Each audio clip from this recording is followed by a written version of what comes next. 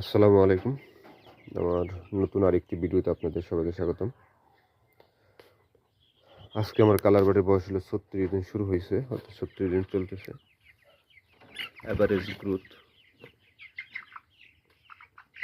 Average growth হবে আপনার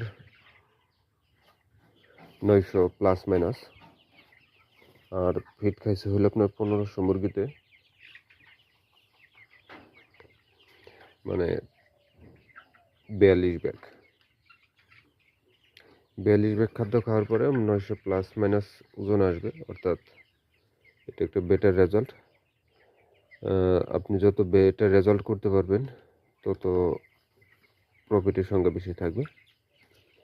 আজকে যে বিষয় নিয়ে কথা বলবো যে হিট স্ট্রোক।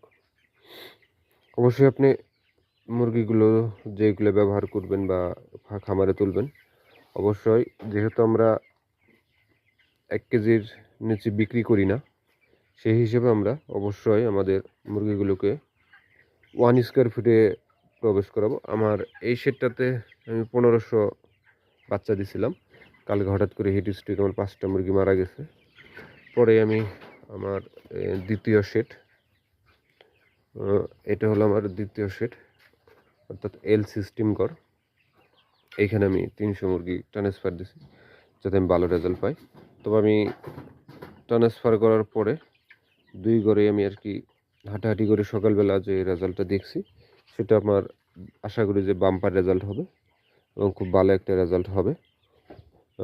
অবশ্যই আপনারা মেনটেন করবেন যে স্পেস, অর্থাৎ একটা মুরগির কী পরিমাণ জায়গা লাগে সেই পরিমাণ জায়গা আপনারা ব্যবহার করবেন। এই পর্যাপ্ত পরিমাণ জায়গা থাকলে মুরগি রেজাল্ট ভালো হবে। ধন্যবাদ। আসসালামু আলাইকুম।